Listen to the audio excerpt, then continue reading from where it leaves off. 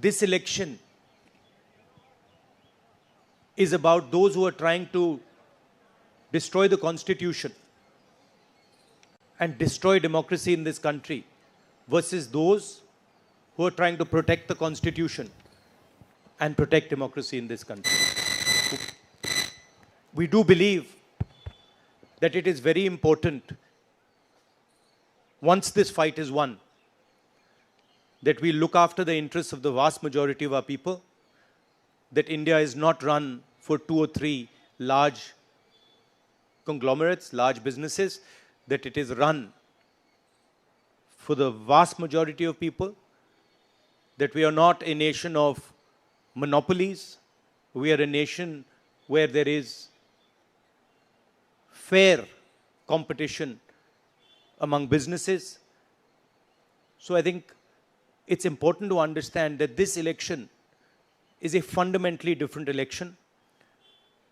I don't think democracy has been as much at risk, the Constitution has been as much at risk as it is today.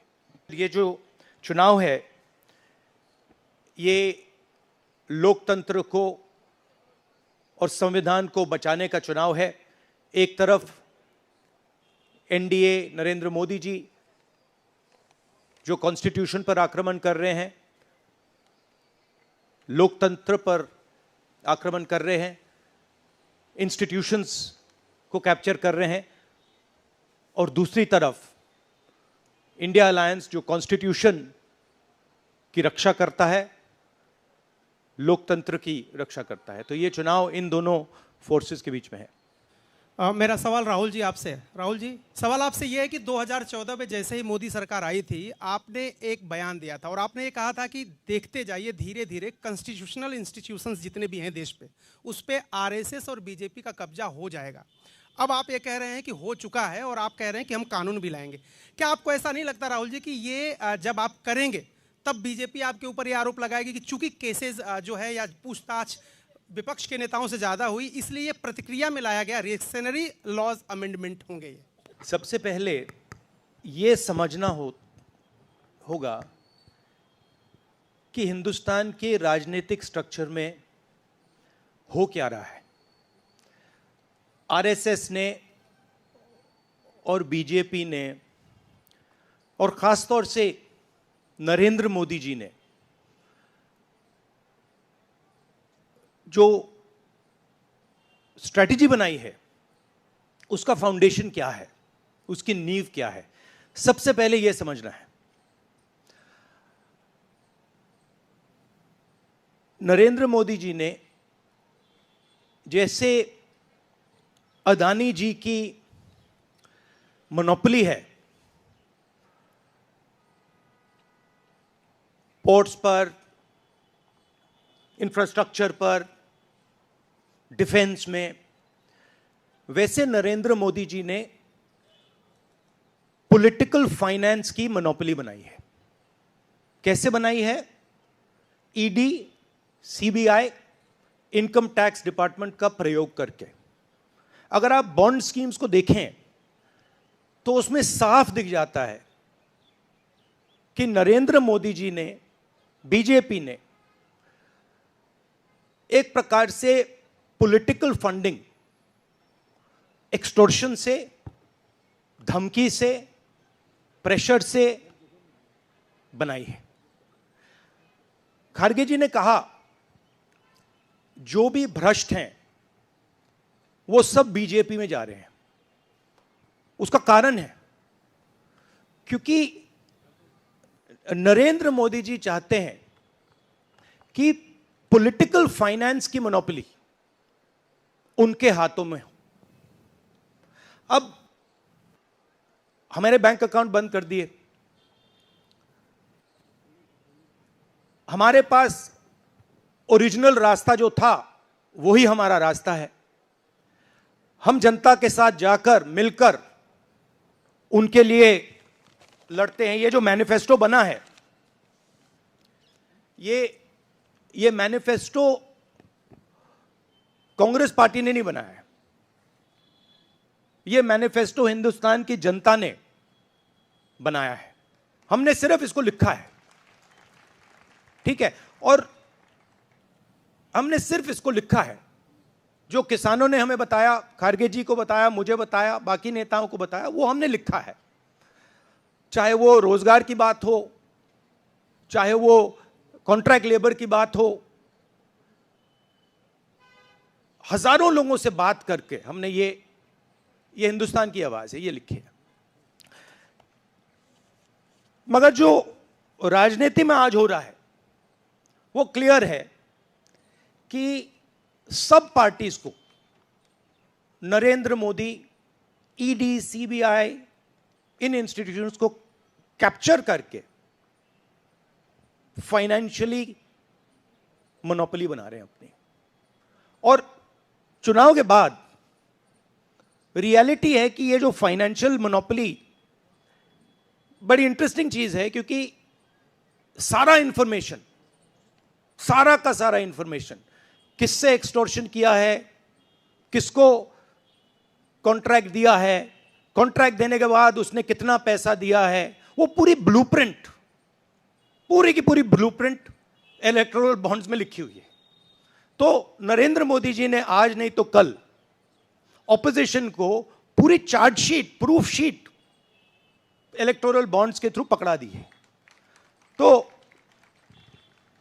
इसीलिए थोड़ा terror हो रहा है उनको, इसीलिए number निकला है 400 पार। इसलिए ये महाराष्ट्र में हमारे नेता ले जा रहे हैं, हरियाणा में सब जगह हमारे नेता ले जा रहे हैं, क्योंकि इनको लग रहा है कि भैया अगर 400 पार नहीं 180 हो गई, 160 हो गई, 140 हो गई तो नैया पार हो जाएगी। Thank you. पिछले लोकसभा चुनाव में राहुल जी आपने मुझे याद है कहा था, you were convinced that time कि मोदी जी जा रहे हैं, मोदी जी का वक्त ख़त्म हो गया है। ऐसा हुआ नहीं, होता है राजनीति में। इस दफ़ा नरेंद्र मोदी को आप कितनी बड़ी राजनीतिक चुनौती मानते हैं सर 2024 के चुनाव में? देखिए 2019 में ये शुरू हुआ, आज ये एक तरह पीक पे पहुंच गया है। हिंदुस्तान के सारे इंस्टीट्यूशंस उनके हाथ में हैं, पॉलिटिकल फाइनेंस की मोनोपोली उनके हाथ में है। CBI, ED, income tax, EC, ये सारे के सारे बीजेपी के हाथ में है, बीजेपी के कंट्रोल में है। तो जैसे मैंने अपने भाषण में कहा, cricket match is a rigged match. Cricket match is not a fair match.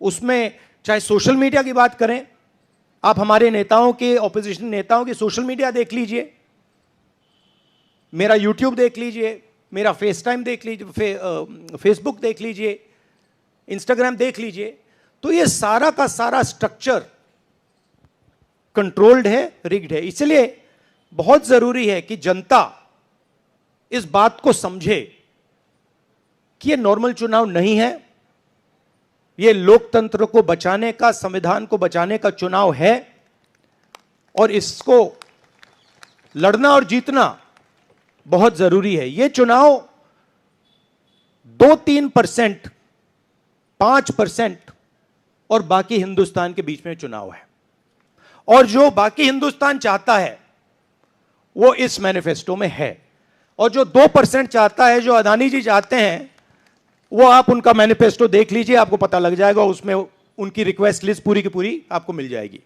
Thank you. Rahul ji, 2009 में आपको भी याद होगा, उस वक्त मैनिफेस्टो में 2 तस्वीरें थी, मनमोहन सिंह जी की और सोनिया गांधी जी की। पूछा गया था पीएम कैंडिडेट कौन होगा, सोनिया जी ने अपनी तस्वीर छुपा ली थी। आज 2 तस्वीरें हैं, राहुल गांधी जी की और खड़गे जी की। कोई तस्वीर छुपाएंगे, कोई दिखाएंगे? नहीं, ये आप बड़े डिस्ट्रैक्शन वाले क्वेश्चन पूछते हो। देखिए, इंडिया गठबंधन में डिसीजन लिया गया है कि हम मिलकर एक साथ आइडियोलॉजिकल चुनाव लड़ रहे हैं। चुनाव जीतने के बाद लीडर कौन होगा, प्राइम मिनिस्टर कौन होगा, वो पूरा का पूरा जो कोलिशन है वो मिलकर डिसाइड करेगा। Vanakkam. South India's mic is not on, brother. But you have a very strong voice. You can speak without the mic. Sir, Vanakkam. Vanakkam. Venkatraman from Dinamalar from Tamil Nadu. At once, congratulations to the Congress party, which has, due to this serious campaign by the DMK party and Congress leaders, you are going to get 10 out of 10 seats from Tamil Nadu in the forthcoming parliament election. Do you think the same trend will you expect from the across the country? Well, you know, I'm not a soothsayer. Unlike many political commentators, I can't predict the future. But what I'm confident of is that this is a much closer election than is being propagated by the media. It is a close election, and we are going to fight an excellent election, and we are going to win the election. Thank you. Please do remember one thing. Please do remember that there was a similar feeling being generated by the press when Mr. Vajpayee was Prime Minister. There was the India Shining campaign. So we have a similar idea being propagated. India Shining with 2-3 new dimensions. International dimension, all sorts of new dimensions. Full support by the monopolists in the country. But do remember what happened to the India Shining campaign, and do remember who won that campaign. Thank you.